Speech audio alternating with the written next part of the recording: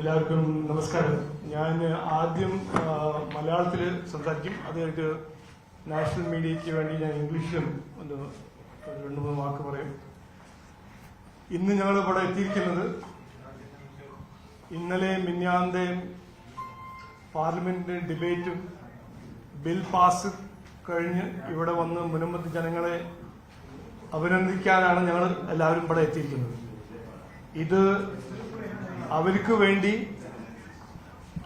അവരുടെ എത്രയോ കൊല്ലമായ ഒരു പ്രശ്നങ്ങൾ പരിഹരിക്കാൻ ബില്ല് ഇന്നലെ ലോ ആയിട്ട് വഖഫ് അമെൻഡ്മെന്റ് ബിൽ ആയിട്ട് പാർലമെന്റ് പാസ് ചെയ്യുന്നു.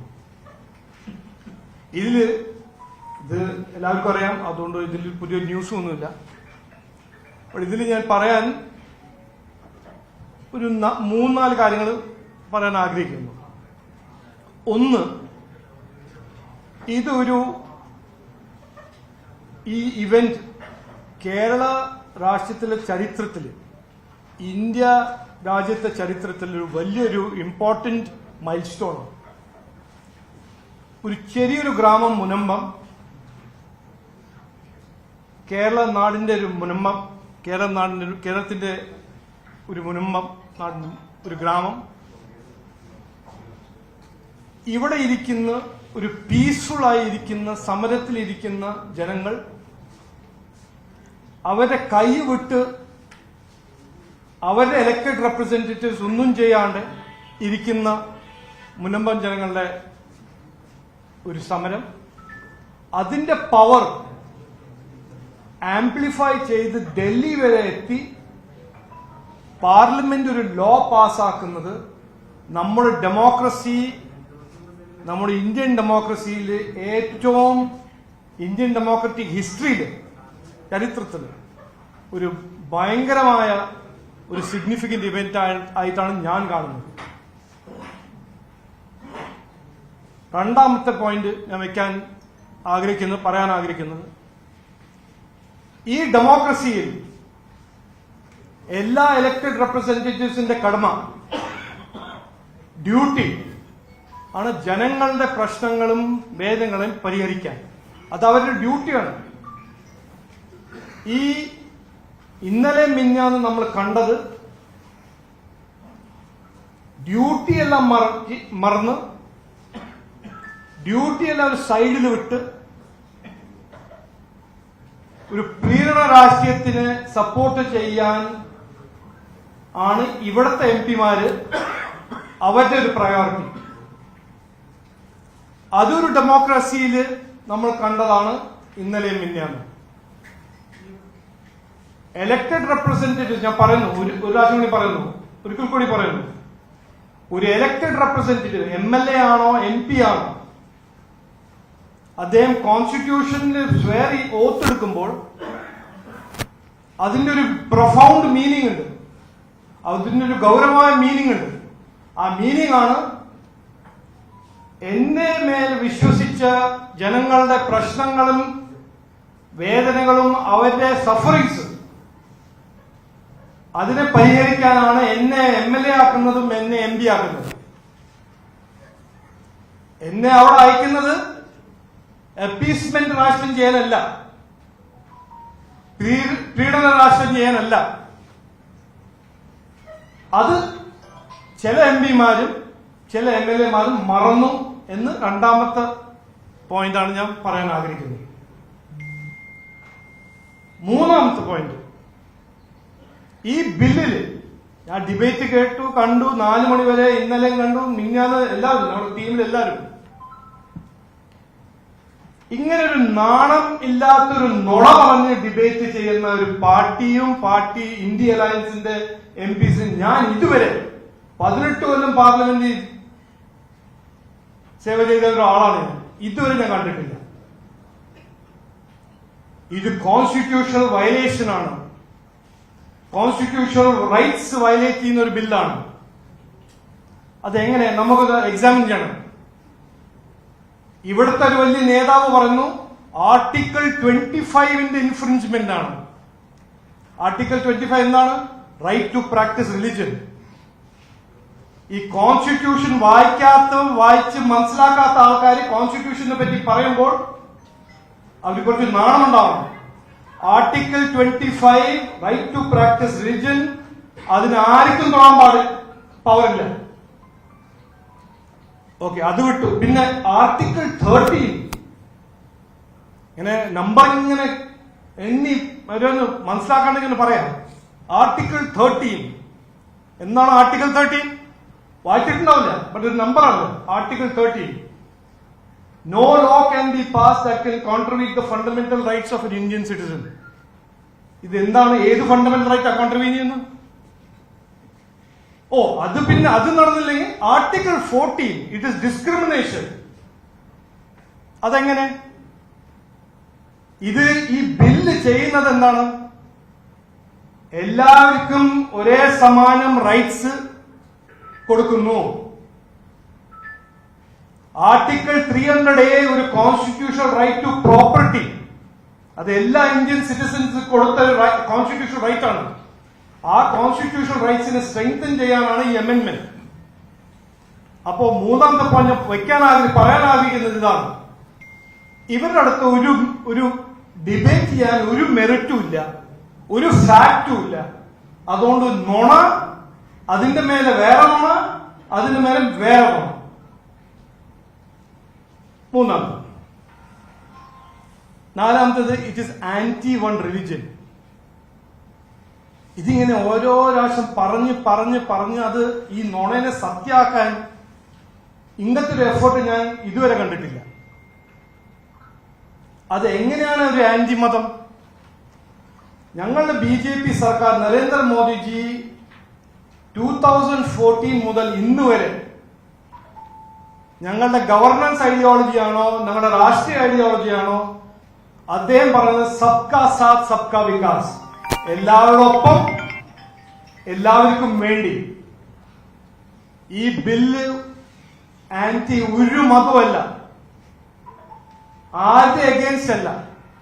ഈ ബില്ല് കൊണ്ടുവരുന്നത് പാവപ്പെട്ട മുസ്ലിംസിന് ഈ വഖഫ് ബോർഡിന്റെ ഓപ്പറേഷൻസ് ട്രാൻസ്പെറൻസി അക്കൗണ്ടബിലിറ്റി കൊണ്ടുവരുന്ന ഒരു ബില്ലാണ്.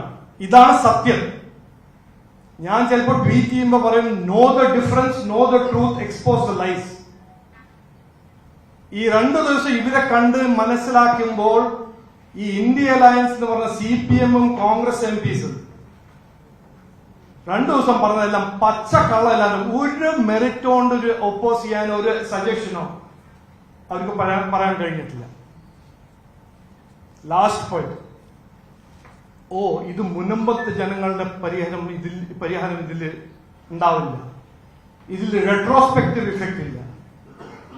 ഞാൻ എഷോർ ചെയ്യാൻ ആഗ്രഹിക്കുന്നു, മുനമ്പത്തെ ജനങ്ങൾക്ക് അവരുടെ റവന്യൂ റൈറ്റ്സ്, റവന്യൂ അവകാശം കിട്ടും. ഈ ബില്ല് മതി. ഈ ബില്ലിൽ അതിന്റെ പവർ ഉണ്ട്.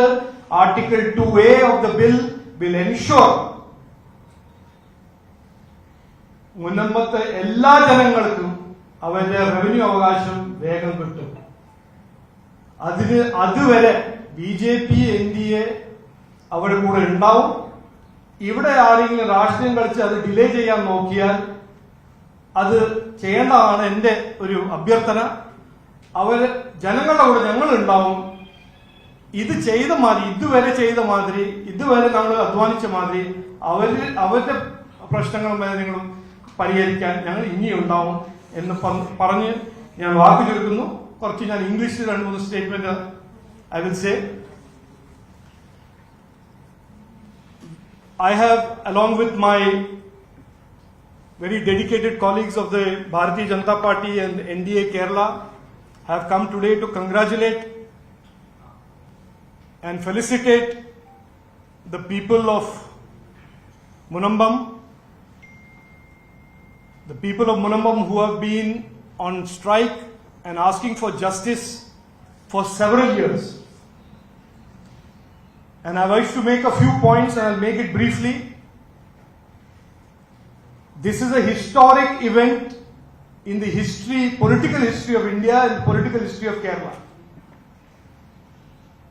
A small hamlet, Munambam, 610 families who were being victimized by the misuse of the law by a Waqf board and were let down and betrayed by their MPs and their MLAs who they elected. Their voice reached Delhi, their voice reached Parliament, and the Parliament enacted a law to give them justice.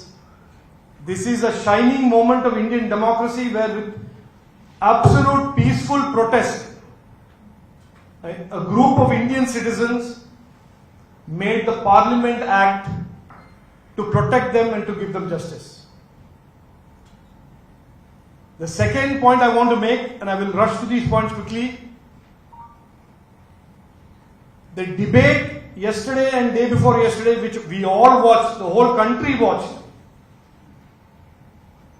exposed the Indie Alliance MPs for what their politics really is. For us, being in politics, being an MP, being an MLA means a duty to serve the people, to solve their problems. It is how we see the duty of an MP. Instead of doing their duty for the last several years, the Indie Alliance MPs, including Congress and CPM MPs, have chosen a path of appeasement politics and sacrificed the interests of the poor people of Munambur. That has become obvious in the last 2 days in Parliament. And it is shameful and it is a shameless set of lies that I say it with all responsibility. It is a shameless set of lies by a shameless set of people that was used in the debate in Parliament. A Congress leader from Kerala argued that Article 25, one of the most important foundational articles of our secular democracy, the right to practice religion, is being infringed by this law. It's a pure, blatant lie. We all know Article 25 remains intact and untouched and unaffected by this bill. Then the same group, to push further lies, to inflame passions of a certain community, says Article 13 is being violated. Again a lie. Then they say Article 14, the right to be not discriminated, is being violated, when the absolute opposite is true. This bill makes the operation of the Waqf transparent, accountable to the poor Muslim community that it is supposed to serve, and most importantly, it ensures that everybody, including the people of Munambam or anywhere in the country, can exercise their right to property, which is a constitutional right, Article 300A, without fear of the Waqf's land grab. That is what this bill does. And instead of debating this, finding some faults, finding some improvements, they have chosen a path of lying and misleading one community. This same Indie MPs say this is anti-one religion, anti-one community.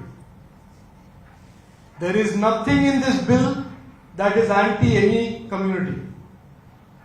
This was asked, answered by Home Minister Amit Shah ji, by our most hardworking Buddhist minister, minority minister Kiran Rijiju ji, and he said repeatedly, in our country, whether you are a micro minority or you are a major minority, every minority community, Indian citizen, enjoys the same rights.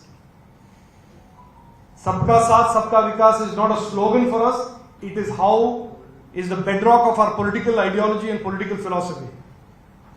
So they have tried to lie, mislead, and if all this was not bad enough, today their leader of opposition in Kerala pops up, the same man who said, I will do this in 10 minutes, he said this before Lok Sabha election and disappeared, now says, no, the amended bill will not help the people of Munambur. To him I say, don't open your mouth before you read a document. and don't read the document without somebody who's there to explain it to you. This bill will 100,000% give the rights of property to the people of Munambam and any other Malayali, any other citizen of Kerala that is threatened for his property or her property or her family's property or her family's property. Thank you, and I will take questions. ഈ മുൻകാല പ്രാബല്യത്തെ സംബന്ധിച്ചുള്ള ചർച്ചകളൊക്കെ ഉയർന്നു വരുന്നത് ഈ ഇത്തരത്തിൽ ഈ ഭേദഗതി ബില്ല് കൊണ്ടുവരുമ്പോൾ അതിന്റെ മുൻകാല പ്രാബല്യവുമായി ബന്ധപ്പെട്ട് കിരൺ റിജിജു തന്നെ ഇന്നലെ പറഞ്ഞത് അത്തരത്തിൽ ആ പ്രാബല്യത്തിനെ കുറിച്ച് ഇല്ല എന്നുള്ളതാണ്. ഐബിയുടെ ഉൾപ്പെടെ ആ കാര്യങ്ങൾ അന്ന് തന്നെ സമയത്ത് ചൂണ്ടിക്കാണിക്കുന്ന സാഹചര്യം ഉണ്ടായിട്ടുണ്ട്. അതെന്താണ് അത് പറയാം? ഐബി അതല്ലേ പറയുള്ളൂ, ഇതുവരെ ഒന്നും പറയാനുണ്ടായിരുന്നില്ലല്ലോ. റെട്രോസ്പെക്റ്റീവ് ഇഫക്റ്റ് ഒരു കോണ്ടെക്സ്റ്റ് പറഞ്ഞു. ആർട്ടിക്കിൾ 2A വായിക്കൂ, ബിഫോർ ആൻഡ് ആഫ്റ്റർ എഴുതിയിട്ടുണ്ട് ആർട്ടിക്കിൾ 2A. ഞാൻ ഇന്ന് ഉറപ്പു തരുന്നു, ഈ മിസ്ഇൻഫർമേഷനും പ്രോപ്പഗാൻഡയും ഈ ബില്ല് ഉണ്ടാക്കിയത് മുൻപ് ജനങ്ങൾക്ക് വേണ്ടിയിട്ടാണ്. അത് ഹോം മിനിസ്റ്റർ പറയുന്നു പാർലമെന്റില്, കിരൺ റിജിജു പറയുന്നു പാർലമെന്റില്. അവരാണോ വിശ്വസിക്കേണ്ടത്, ഇവരെയാണോ വിശ്വസിക്കേണ്ടത്? നിങ്ങൾ തന്നെ തീരുമാനിച്ചാൽ മതി. ഞാനപ്പോ ഹൈബീഡിനോ മറ്റവരെ പറ്റി ഒന്നും പറയാൻ പോകുന്നില്ല. ഇവരാണ് അവിടെ ആർട്ടിക്കിൾ 25 ആർട്ടിക്കിൾ 13 ആർട്ടിക്കിൾ 14 പറ്റി സംസാരിക്കുന്നത്. അപ്പോ അവരിങ്ങനെ പറയും, അവരുടെ പണിയാണിത്. നുണ പറഞ്ഞ്, ഒരു നാളില്ലാത്തൊരു നുണ പറഞ്ഞ് ജനങ്ങളെ മിസ്ലീഡ് ചെയ്യാൻ. ഞങ്ങൾ ഉറപ്പു വരുന്നു, ഇത് മുനമ്പന്ന ജനങ്ങളുടെ റവന്യൂ അവകാശങ്ങൾ ഞങ്ങൾ കൊടുത്തു തരും. ഇത് ഞങ്ങളുടെ ഉറപ്പാണ്. ഞങ്ങൾ വാക്ക് പാലിച്ചു. ഞങ്ങൾ ഇവിടെ വന്ന് 2 മാസം മുമ്പേ 3 മാസം മുമ്പേ ഇങ്ങനെ മാധ്യമങ്ങൾ ചോദിച്ചു, ഇത് നടക്കുവോ, ഈ ബില്ല് പാസ്സാവുമോ? അന്ന് കൊടുത്ത വാഗ്ദാനമാണെന്ന് ഞങ്ങൾ കോൺഫിഡന്റ് ആയിട്ട് വന്ന് പറഞ്ഞു, ഞങ്ങൾ വാക്ക് പാലിച്ചു. അതുകൊണ്ട് ഹൈബിയുടെ ഇതിനെ പറ്റി ഒന്നും പറയാണ്ടിരിക്കുകയാണ് എന്റെ ഒരു അപ്രോപ്രിയേറ്റ് അഡ്വൈസ്. അത് പറയണെങ്കിൽ പോസിറ്റീവ് ആയിട്ട് പറയാം, അല്ലെങ്കിൽ വായിച്ച് പറയാം. പുള്ളിക്കാരന് അത് കേപ്പബിലിറ്റി ഉണ്ടല്ലോ, ചെയ്തോട്ടെ. പോണം. അവര് പോണം. അവർക്ക് സുപ്രീം കോർട്ടും പോണം, അത് കഴിഞ്ഞിട്ട് വേറെ എവിടെയെങ്കിലും പോണെങ്കിൽ അവിടെയും പോണം. സത്യം അവരുടെ പ്രോപ്പഗാൻഡയോട് മാറില്ല. ഇത് സബ്കാ സാത്ത് സബ്കാ വികാസ് ഉള്ളൊരു നാടാണ്. ഇവിടെ എല്ലാവർക്കും റൈറ്റ് ടു പ്രോപ്പർട്ടിയുടെ അവകാശമുണ്ട്. അവരുടെ പ്രേരണ രാഷ്ട്രീയമല്ല നമ്മുടെ നാടിന്റെ ഡയറക്ഷൻ തീരുമാനിക്കാൻ പോകുന്നത്. അത് എനിക്ക് സ്ട്രോങ് ആയിട്ട് ശക്തമായിട്ട് പറയാൻ ഒരു ആഗ്രഹമുണ്ട്. മുസ്ലിം ഇതിനെ കക്ഷികളെ ഉൾപ്പെടുത്താൻ പറയുന്നുണ്ടല്ലോ, അത് കോടതി കയറാൻ ചാൻസില്ല. കാരണം ഈ സുപ്രീം കോടതി പറഞ്ഞിരുന്നു മറ്റേ പത്മനാഭസ്വാമി ക്ഷേത്രത്തിന്റെ വിഷയത്തിൽ. ഞാൻ ലോയറല്ല, ബട്ട് എനിക്ക് ഒരു ഭയങ്കര ഹൈലി ഡെവലപ്ഡ് കോമൺ സെൻസ് ഉണ്ട്. അത് ഇവർക്ക് ഇല്ല എന്നാണ് ഞാൻ മനസ്സിലാക്കുന്നത്. ഇത് ചോദിച്ചു, അമിത്ഷാജിയും അതിന്റെ നല്ലൊരു ക്ലിയർ ആയിട്ട് സിമ്പിൾ മറുപടി പറഞ്ഞു. കിരൺ റിജിജുവും പറഞ്ഞു, റിച്വൽസിനെ കൺട്രോൾ ചെയ്യുന്ന ബോഡിയിൽ ആരും നോൺ മുസ്ലിം ആവില്ല. ഇത് പ്രോപ്പർട്ടി മാനേജ്മെന്റ് ബോഡിയാണ്. അതുകൊണ്ട് ഇതില് രണ്ട് ഏരിയയിൽ ഭയങ്കര വ്യത്യാസമുണ്ട്. അത് ഭയങ്കര സിമ്പിൾ ആയിട്ട് എനിക്ക് മനസ്സിലായി. ഞാൻ ലോയറല്ല, എനിക്ക് മനസ്സിലാവുമ്പോ ഇവർക്ക് എന്താ മനസ്സിലാവാത്തത്? എന്താ എഴുതി കൊടുക്കണം, അത് ഡയഗ്രാം കൊണ്ട് കൊടുക്കണം അവർക്ക്. ഡിസ്പ്യൂട്ട്സ് മാനേജ്മെന്റ് എന്തോ പ്രോപ്പർട്ടി മാനേജ്മെന്റുമായി ബന്ധപ്പെട്ട് താങ്കൾ പറഞ്ഞതുപോലെ ഒരു ബോഡി ഉണ്ടെങ്കിൽ അവിടെ ആ മതത്തിലല്ലാത്ത ആളുകൾ വന്നിരുന്നെങ്കിൽ അതും നല്ലതാണെന്ന് തന്നെയാണ് താങ്കൾ പറയുന്നത്. അല്ല, ഇത് വരുന്നത് ഇതിലെ ട്രാൻസ്പെറൻസി ഉണ്ട്, അക്കൗണ്ടബിലിറ്റി ഉണ്ട്, റൈറ്റ് ടു അപ്പീൽ ഉണ്ട്. എന്താണ് പ്രോബ്ലം? എന്താണ് ഇതിൽ എനിക്ക് മനസ്സിലാവുന്നില്ല. എന്താണ് ഇഷ്യൂ? ഇതുവരെ റൈറ്റ് ടു അപ്പീൽ ഉണ്ടായിരുന്നില്ല, ഇപ്പൊ റൈറ്റ് ടു അപ്പീൽ ഉണ്ട്. അതിലൊരു എഗ്രീവ്ഡ് പാർട്ടി വഖഫ് ബോർഡാണോ, അതിലൊരു വേറെ വഖഫിന് ലാൻഡ് കൊടുത്ത ഒരു ഫാമിലി ആണോ, ആളാണോ, അവർക്ക് പോയിട്ട് അപ്പീൽ ചെയ്യാം. കോർട്ട് പ്രോസസ് ഓഫ് ലോയിലും ആർക്കും വിശ്വാസമില്ലേ? എന്താ വേണ്ടത്? ഇതെല്ലാം പിന്നെ ഹൈബീഡിനും വി ഡി സതീശനും എഴുതി തന്ന ഒരു ഫോർമുല ആവണോ? ഇതിൽ ലോ ഉണ്ട്, ഒരു ലോ പാസ്സാക്കി, അതിൽ ട്രൈബ്യൂണൽ ഉണ്ട്, ഹൈക്കോർട്ട് ഉണ്ട്, അവർ റൈറ്റ് ടു അപ്പീൽ ആദ്യമായിട്ടാണ് കൊടുക്കുന്നത്. ഇതെല്ലാം ഒരു പ്രോപ്പർ. ഇന്ന് ഞാൻ എന്റെ ഒരു റിക്വസ്റ്റ്, ഞങ്ങള് BJP എന്ന് പറഞ്ഞ പാർട്ടി, NDA പാർട്ടി എന്ത് ഇഷ്യൂനെയും ഡിബേറ്റ് ചെയ്യാൻ തയ്യാറാണ്. ബട്ട് അതിന് കുറച്ചൊരു ഫാക്റ്റ് ആയിട്ട് വരിക, ശരിക്കുള്ള ഫാക്ടിന്റെ ഗ്യാപ്പ് എന്തെങ്കിലും പറയാം. ഇങ്ങനെ ഓരോന്നും അവിടെ നിന്നും ഓരോരോ മിസ്ഇൻഫർമേഷനും ഇത് ഒരു മതത്തിന്റെ അഗെയിൻസ്റ്റ് ആണ്, എല്ലാവർക്കും അറിയാം. അതല്ല, എന്നാലും ഇവര് അങ്ങനെ പറയുന്നു. ഇപ്പൊ ഈ മുനമ്പത്തെ ആളുകളുടെ റവന്യൂ അവകാശം ഉറപ്പായി നൽകുന്നു എന്ന് പറയും. ഇനിയിപ്പോ ഇതിന്റെ ഒരു പ്രൊസീജിയർ ആകെ ബാക്കിയുള്ളത് രാഷ്ട്രപതി ഒപ്പിട്ടൊരു വിജ്ഞാപനം, ഗസറ്റ് നോട്ടിഫിക്കേഷൻ വരും. വലിയൊരു സംശയം, അങ്ങനെ ഗസറ്റ് നോട്ടിഫിക്കേഷൻ വരുന്നതോടുകൂടി ഓട്ടോമാറ്റിക് ആയിട്ട് മുനമ്പത്തുകാരുടെ റവന്യൂ അവകാശം കിട്ടുമോ? അതല്ല അതിനപ്പുറത്തിന് മറ്റെന്തെങ്കിലും നടപടിക്രമങ്ങൾ ഇത് ബാക്കിയുണ്ടോ? ഞാൻ ചോദിക്കുന്നത്, ഇതിലൊരു ഇന്ന ദിവസം അല്ലെങ്കിൽ ഇത്ര സമയത്തിനുള്ളിൽ, ഒരു മാസത്തിനുള്ളിൽ അല്ലെങ്കിൽ ഒരു വർഷത്തിനുള്ളിൽ നിങ്ങളുടെ റവന്യൂ അവകാശം തിരിച്ചു കിട്ടും, അങ്ങനൊരു വാക്ക് പറയാൻ നിങ്ങൾക്ക് കഴിയുമോ? അല്ല, അല്ല അത് ഇവിടെ ഒരു BJP NDA മുഖ്യമന്ത്രി ഉണ്ടെങ്കിൽ ഞാൻ അത് ഒരു നന്നായി ഡീറ്റെയിൽഡ് ഒരു എക്സാക്ട് സ്കെഡ്യൂൾ പറഞ്ഞിട്ടുണ്ട്. ബട്ട് ഇവിടെ ഒരു ഭയങ്കര പെക്യൂലിയർ സിസ്റ്റം അല്ലേ. അപ്പോ ഇവിടെ എന്നും പ്രെഡിക്റ്റ് ചെയ്യാൻ പറ്റില്ല. ആശാ വർക്കേഴ്സിന് കൊടുക്കുന്ന കാശ് ഇവർക്ക് ടൈമിൽ കൊടുക്കാൻ പറ്റുന്നില്ല. പെൻഷൻ 4 മാസം 5 മാസം ഡിലേ ആയിട്ടാണ് കൊടുക്കുന്നത്. KSRTCക്ക് കാശ് കൊടുക്കാൻ കാശില്ല. അപ്പോ എനിക്ക് ഇവരെ പറ്റിയൊന്നും പ്രെഡിക്റ്റ് ചെയ്യാൻ പറ്റില്ല. ഒന്ന്, അവർ ഇതിന്റെ ഉള്ളിൽ നിന്ന് റെഗുലർ ചെയ്യാൻ നോക്കിയാലോ ഒരു ടെക്നിക്കാലിറ്റി നോക്കി അത് ഡിലേ ചെയ്യാൻ ഒരു പ്രയാസം നടത്തിയാൽ ഞങ്ങൾ അത് സമ്മതിക്കില്ല. ഞങ്ങളുടെ ഒരു ഓപ്പോസിഷൻ പാർട്ടിയല്ലേ, ഞാൻ ഗവൺമെന്റിലല്ലല്ലോ. അതുകൊണ്ട് ഇങ്ങനെ ഇതിന്റെ പ്രോസസ് എന്താ വെച്ചാൽ അത് നോട്ടിഫൈ ആവും. State government will then tell district collector. അത് പറയും, പ്രോസസ് പറയും. റവന്യൂ അവകാശങ്ങൾ പുനഃസ്ഥാപിക്കണമെന്നുണ്ടെങ്കിൽ തീർച്ചയായിട്ടും ഈ ഗസറ്റ് നോട്ടിഫിക്കേഷൻ അടിസ്ഥാനത്തിൽ റവന്യൂ ഡിപ്പാർട്ട്മെന്റ് ആണ് കാര്യത്തിൽ തീരുമാനമെടുക്കേണ്ടത്. സ്വാഭാവികമായിട്ടും ഒരു സിംഗിൾ മീറ്റിംഗിൽ തന്നെ ഇപ്പോൾ വന്നിട്ടുള്ള സെക്ഷൻ 2A പരിമിതിയിൽ നിന്നുകൊണ്ട് തന്നെ അതൊരു സൊസൈറ്റി ആയതുകൊണ്ട് ആ സൊസൈറ്റിക്ക് ഒരു പ്രത്യേക ഡെഡിക്കേഷനോടുകൂടി സിദ്ദിഖ് ഷേട്ട് കൊടുത്തിട്ടുള്ള ഈ ഭൂമി ഒരിക്കലും വഖഫ് ബോർഡിന് ക്ലെയിം ചെയ്യാൻ കഴിയില്ല. അപ്പോൾ വഖഫ് ബോർഡ് ഇപ്പോൾ നടത്തിയിട്ടുള്ള ക്ലെയിം അസാധുവായി മാറുകയും ഈ വസ്തു ഇവരിലേക്ക് തിരിച്ചു വരികയും ചെയ്യും. അതിന് തീരുമാനമെടുക്കേണ്ടത് റവന്യൂ ഡിപ്പാർട്ട്മെന്റ് ആണ്. അത് ഗസറ്റ് നോട്ടിഫിക്കേഷൻ വന്നു കഴിഞ്ഞാൽ ആ കാര്യത്തിൽ ഈ പറയുന്ന പോലെ വളരെ നിസ്സാരമായ സമയത്തിനുള്ളിൽ തന്നെ സംസ്ഥാന റവന്യൂ ഡിപ്പാർട്ട്മെന്റ് ആ തീരുമാനം എടുക്കാൻ കഴിയും. ആ തീരുമാനം അവര് എടുത്തില്ല എങ്കിൽ ഭാരതീയ ജനതാ പാർട്ടി അതിന്മേൽ ശക്തമായ സമരവുമായി രംഗത്തിറങ്ങും എന്നാണ് പ്രസിഡന്റ് സൂചിപ്പിച്ചത്. റവന്യൂ ഡിപ്പാർട്ട്മെന്റ് ഈ സാങ്കേതിക കുറിച്ച് പറഞ്ഞതെന്നാണല്ലോ സ്വാഭാവികമായിട്ടും ഈ നിയമത്തിന്റെ പ്രസക്തി ഉണ്ടായിരുന്നു. അപ്പൊ ഈ നിയമം ഈ ബില്ല് പാസ്സായതിനു ശേഷവും ഇനിയും ഈ റവന്യൂ ഡിപ്പാർട്ട്മെന്റിൽ കുരുക്കിടാനുള്ള ഒരു പ്രൊവിഷൻ ബാക്കിയുണ്ടെന്നാണോ മനസ്സിലാക്കുന്നത്? അല്ല, അവർക്കിപ്പോ പ്രൊവിഷൻ ഒരു കുരുക്കുവിടേണ്ട കാര്യം അവർക്കില്ല. നടത്താനാണെങ്കിൽ അവർ കുരുക്കിട്ടാൽ അതിനെ നിയമപരമായി നമ്മൾ നേരിടും. അല്ല, അങ്ങനെ കുരുക്ക് വന്നാലും ആ കുരുക്കിനൊരു നിയമം ലീഗലി വാലിഡിറ്റി ഉണ്ടാവുമെന്നുള്ളതാണ്. ഒരു സെൻട്രൽ ആക്ട് അല്ലേ ഇത്? ഹൈക്കോടതി കഴിഞ്ഞ ദിവസം ഇവിടെ ജസ്റ്റിസ് ബെഞ്ച് കുര്യൻ തോമസിന്റെ ഉത്തരവില് എന്തുകൊണ്ടാണ് കഴിഞ്ഞ ദിവസത്തെ ആ ഉത്തരവ് അല്ലെങ്കിൽ കഴിഞ്ഞ ദിവസം ആ കേസ് ഈ വഖഫ് സംരക്ഷണ സമിതിക്ക് അനുകൂലമായി ഇവിടെ സംസ്ഥാന സർക്കാർ നിയമിച്ച ഒരു കമ്മീഷൻ അസാധുവായിക്കൊണ്ട് ഹൈക്കോടതി ഉത്തരവിട്ട് എന്തുകൊണ്ടാണ്? ആക്ടിൽ ഇന്നലെ വരെ ഉണ്ടായിരുന്ന നിലവിലുണ്ടായിരുന്ന ആക്ട് പ്രകാരം അങ്ങനെ ഒരു തീരുമാനം എടുക്കാനേ കോടതിക്ക് കഴിയുമായിരുന്നുള്ളൂ. പക്ഷേ ഇപ്പോൾ നിലവിലുള്ള ഈ വഖഫ് ഭേദഗതി നിയമത്തിന്റെ അടിസ്ഥാനത്തിൽ വന്ന ആക്ടിന്റെ അടിസ്ഥാനത്തിൽ അവർക്ക് റവന്യൂ അവകാശങ്ങൾ പുനഃസ്ഥാപിക്കാൻ സർക്കാർ തയ്യാറായില്ലെങ്കിൽ നിയമപരമായും രാഷ്ട്രീയപരമായും ഭാരതീയ ജനതാ പാർട്ടി അത് നേരിടുമെന്നാണ് പ്രസിഡന്റ് സൂചിപ്പിച്ചത്. പിന്നെ ഒരു ജനറൽ ഒരു പ്രൊസീജിയറൽ ഇഷ്യൂ, ഒരു നാഷണൽ ലോ ഉണ്ടെങ്കിൽ ഒരു സ്റ്റേറ്റ് ഗവൺമെന്റ് അതിനെ വയലേറ്റ് ചെയ്താൽ എല്ലാവർക്കും അവകാശമുണ്ട് കോർട്ട് പോകാൻ. എന്നിട്ട് ഒരു direction direct central state government to implement. ഇതൊരു ലോ ആണ്, ഒരു ഗൈഡ് ലൈനോ അതൊന്നുമല്ല. ഇത് പാർലമെന്റ് പാസ് ചെയ്ത ലോ ആണ്. അത് ഗസറ്റ് നോട്ടിഫൈ ചെയ്താൽ അത് ബൈൻഡിങ് ആണ് എല്ലാ സ്റ്റേറ്റ് ഗവൺമെന്റും, റിഗാർഡ്ലെസ് അവരുടെ ഐഡിയോളജി എന്താണെന്ന്. കേന്ദ്ര സർക്കാർ ഈ ബില്ലിലൂടെ ഈ മുനമ്പത്തുകാരെ കൂടുതൽ നിയമ പോരാട്ടങ്ങളിലേക്ക് തള്ളിവിടുകയാണെന്ന് ആക്ഷേപം. ഇനിയും ലിറ്റിഗേഷനിലേക്ക് അവരെ വിടുകയാണെന്ന് അതൊരു അഭിപ്രായം. ഞാൻ എന്ത് പറയാനാ? അവരോട് ചോദിക്കണം. ഈ അഭിപ്രായം പറയുന്നവരോട് ചോദിക്കണം അതിന്റെ ബേസിസ് എന്താണ്.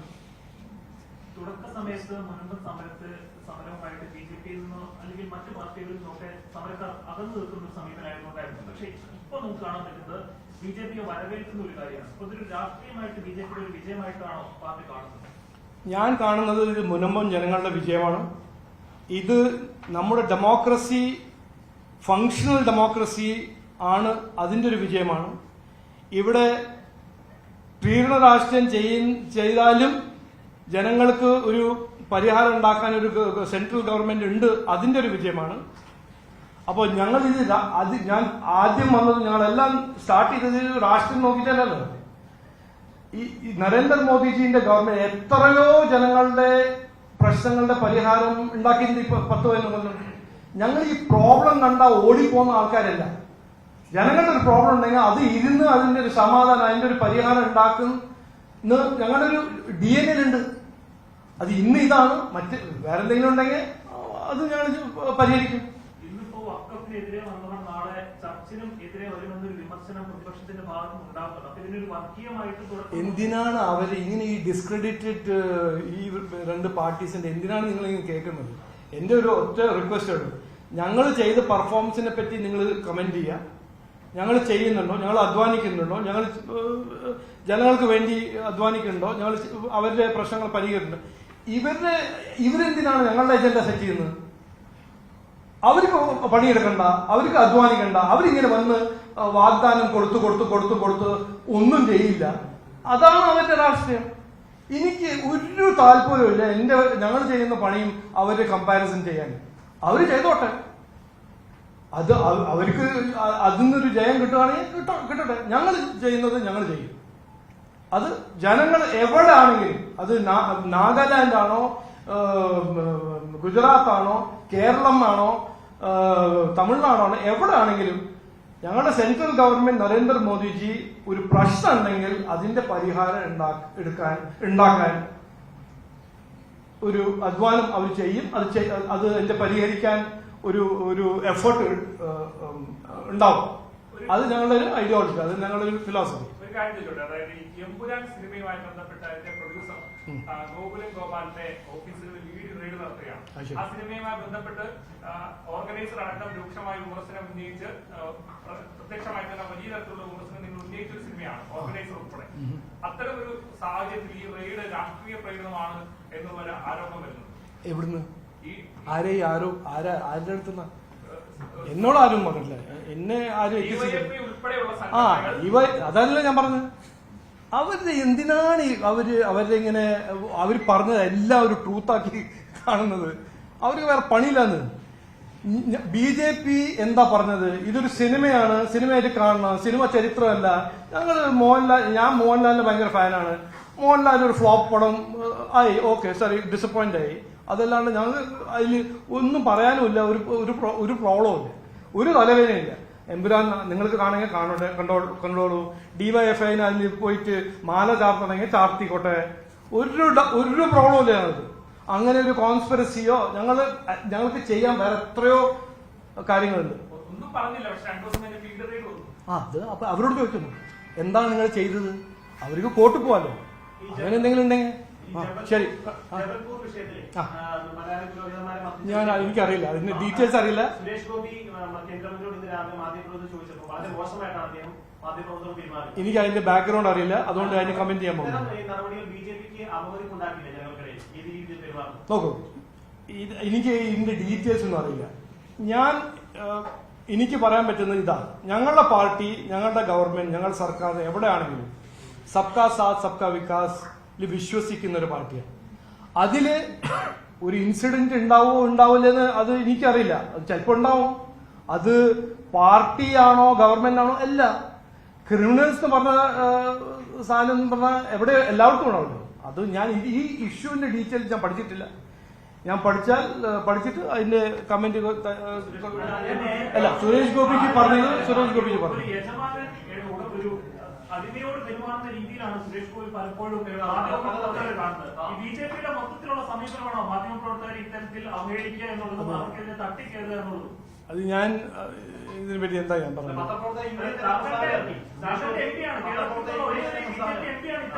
ഞാൻ ഈ ഇൻപുട്ട് കൺവേ ചെയ്യാം, അത് മാത്രമല്ല എനിക്ക് പറ്റുള്ളൂ. ശരി, നമസ്കാരം. English.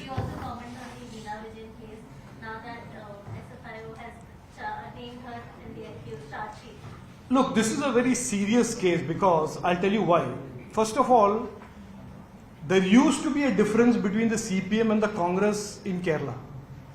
It used to be said that the Congress is the party that is the corrupt party and the CPM is the party that is violence and intimidation. But it seems that there is no difference. There is a family link corruption in the Congress as well as there is in the CPM. This particular case is very serious because of the following reasons.